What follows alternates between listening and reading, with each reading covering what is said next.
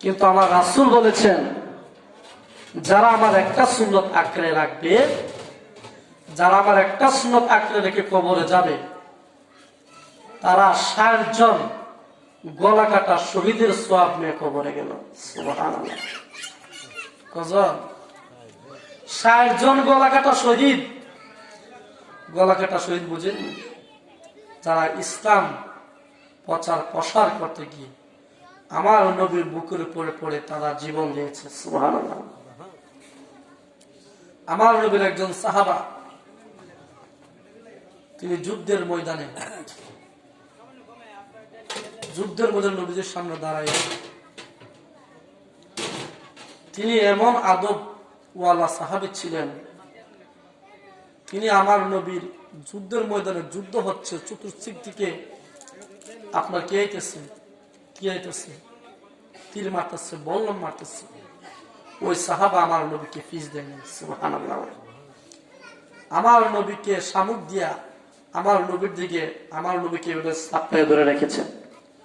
ওই সাহাবার ফিরের মধ্যে অনেকগুলা তীর লেগেছিল। আমার নবী প্রশ্ন করেছিলেন, এরা আমার সাহাবা, তুমি তো ফিস দিলে, কিছুটা তীর তুমি দেখতে পাইতেছ, তুমি প্রতিহত করতে পাইতা, তুমি যুদ্ধের ময়দানে ফিস দিয়ে আমার দিকে শামুক দিয়া তুমি নিজের ইচ্ছায় তীরগুলো লিখেছ, এর কারণ কি? ওই সাহাবা উত্তর দিচ্ছি, ইয়া রাসূলুল্লাহ, ইয়া রাসূলুল্লাহ, ইয়া রাসূলুল্লাহ, আমি যদি আপনাকে ফিস দেই তাহলে বিয়াদবি হয়ে যাবে। সুবহানাল্লাহ। আমি যদি আপনাকে ফিস দিতে বিয়াদবি হয়ে যাব, এই বিয়াদবিটা করে আমি কবরে যেতে চাই না। তাই আমি যুদ্ধের ময়দানে হাসি মুখে তীর বরণ করতেছি, কিন্তু আপনাকে আমি ফিস দিতে পারবো না। সুবহানাল্লাহ। ওই ধরনের ৬০ জন গলা কাটা শহীদ হাদিস শরীফে এসেছে। হাসরের ময়দানে একদল সাহাবা উঠব, কারো হাত নাই, কারো পা নাই, কারো গলা নাই, রক্ত টপটপায় বাইরে পড়তেছে। ফেরেশতাদের দিকে ভয় পায় যাবে, তারা রাস্তা করে দেবে, আল্লাহর দরবারে সিজদায় পড়ে যাবে ফেরেশতারা। সুবহানাল্লাহ। আল্লাহ বলবে, ফেরেশতারা সিজদায় পড়ছে কেন?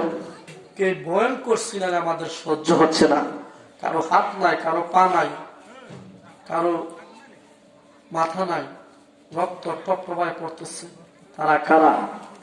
আমার রাসূল বলে, ফি সাবিলিল্লাহি আমওয়াত, তারা হচ্ছে তারা যারা আমার ইসলামের জন্য জীবন দিয়েছে।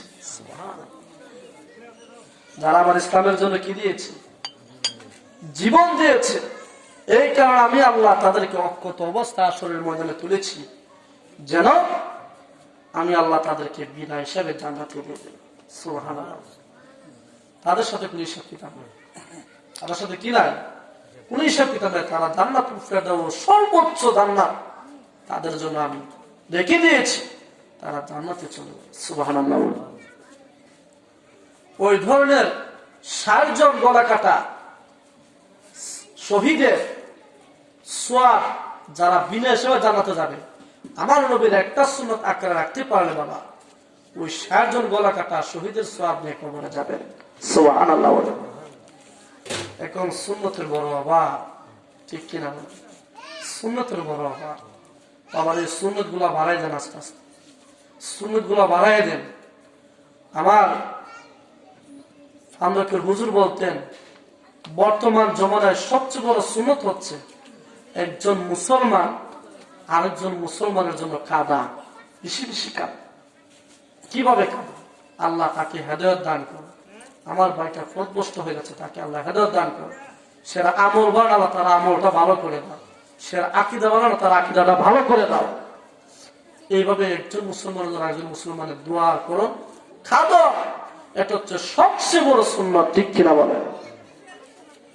বর্তমানে দেখবেন আমাদের মধ্যে এমন ভাবে প্রয়োজন সৃষ্টি হয়ে গেছে, শয়তানে এমন ভাবে আমাদের অন্তরটাকে নষ্ট করে ফেলেছে।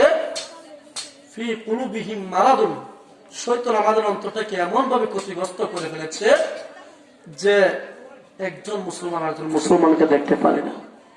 এদের দাঁড়ায় ক্যাম হয়, আমি যে বয়া নবীরা সালাম দিই, এদের দাঁড়ায় ক্যাম হয়, এদি ইলাদি ইনুসান ছেলে শাহবাজার মনে দিলে ফান দেখেন মনে, এইভাবে একটা হিংসা প্রতিহিংসা সৃষ্টি হচ্ছে, ঠিক কিনা?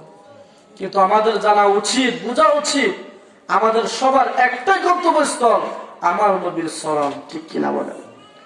আমরা যে যে ফিসাবের কাছে বায়াত করি না কেন, আমাদের গন্তব্যস্থল কোথায়? আমার নবীর চরণ মোবারক, ঠিক কিনা বলে?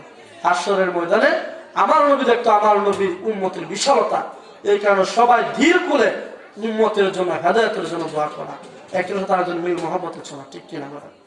ওয়াকিল দাওয়ানা আলহামদুলিল্লাহি রাব্বিল আলামিন। আল্লাহ পাক যতগুলো কথা বলাইছে প্রত্যেকটা কথা যেন আমি গুনাহগার আমল করার মতো তৌফিক দান করুন। পাশাপাশি আমরা যারা শুনছি সবাইকে যেন আমল করার তৌফিক দান করুন, আল্লাহুম্মা আমিন। এখন আজান হবে, প্যান্ডেলে জামাত হবে এবং মসজিদে জামাত হবে, যারা যারা ওযু নাই ওযু করে আসে। আসসালামু আলাইকুম ওয়া রাহমাতুল্লাহি ওয়া বারাকাতুহু।